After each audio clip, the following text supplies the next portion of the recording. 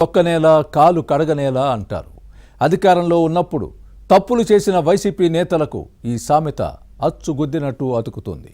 జగన్ జమానాలో అడ్డగోలు వ్యవహారాలు చేశారన్న ఆరోపణలపై అడ్డంగా బుక్కై పరారీలో ఉన్న ఓ మాజీ మంత్రి ఇప్పుడు బిక్కుబిక్కుమంటూ క్షణమో యుగంగా కాలం గడుపుతున్నారని అంటారు. విలాసవంతమైన పాలరాతి సౌధంలో దర్జాగా జీవించిన ఆ నేత అరెస్టు భయంతో ఇప్పుడు వేషం మార్చి తిరుగుతున్నారా? ఆ మాజీని బంధుమిత్రులు దరి చేరనివ్వడం లేదా?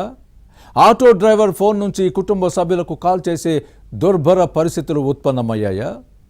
లగ్జరీ కార్లలో ప్రయాణించిన మాజీ మంత్రికి ఆటోలో తిరిగే దుస్థితి పట్టిందా? ఇంతకీ ఎవరా నేత? ఆయన చుట్టూ అల్లుకున్న కుంభకోణాలేంటి? Let's watch this story. YCP మాజీ మంత్రి కాకాని గోవర్ధన్ రెడ్డి జగన్ ప్రభుత్వంలో అధికార దుర్వినియోగానికి పాల్పడ్డారన్న ఆరోపణలపై కేసులు నమోదయ్యాయి. అప్పట్లో దర్జాగా జీవితం గడిపిన ఈ నేత ఇప్పుడు పరారీలో ఉన్నారు. మంత్రిగా ఎక్కడికి వెళ్లినా మంది, మార్బలం, సిబ్బంది, క్యాడర్, పోలీసుల వాహనాల సైరన్లతో హడావిడి చేసేవారు. ఈయన ఎక్కడికైనా వస్తున్నారు అంటే రాజు వెడలే అన్నట్టుగా పరిస్థితి ఉండేది. కానీ గత ఎన్నికల్లో ఫ్యాన్ పార్టీ ఓటమి, కూటమి గెలుపుతో కాకాని చీకటి వ్యవహారాలన్నీ ఒక్కొక్కటిగా వెలుగులోకి వస్తున్నాయి. అధికారంలో ఉన్నప్పుడు క్వాజును కొల్లగొట్టి సొమ్ము చేసుకున్న కేసులతో చిక్కుల్లో పడ్డారు. విచారణకు సిఐడి నోటీసులు జారీ చేయడంతో మాజీ మంత్రి గుండె బేజారైంది. పార్టీ కీలక నేతలు అరెస్ట్ను గుర్తు చేసుకున్న ఈ మాజీ మంత్రి తనకు కూడా అదే గతి పడితే అప్పుడు అధోగతి తప్పదన్న భయంతో పరారయ్యారు. ప్రత్యేక పోలీసు బృందాలు గాలిస్తున్న క్రమంలో స్థావరాలు మార్చి తప్పించుకుని తిరుగుతున్నారని అంటారు. ఎప్పుడు ఎక్కడ ఏ క్షణం అరెస్టు చేస్తారోనన్న భయంతో కలుగుల్లో దాక్కుంటున్నారు.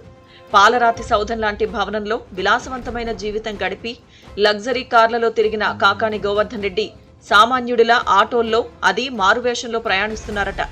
ఎవరైనా గుర్తుపడితే కష్టాలు తప్పవన్న ఉద్దేశంతో అతి సాదాసీదా జీవితం గడుపుతున్నారని టాక్.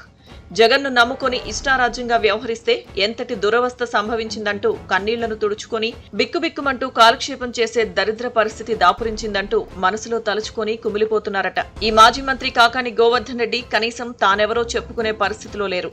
హైదరాబాద్ లో ఓ ఆటో డ్రైవర్ ఫోన్తో కుటుంబ సభ్యులకు కాల్ చేసే దుర్గతి పట్టింది.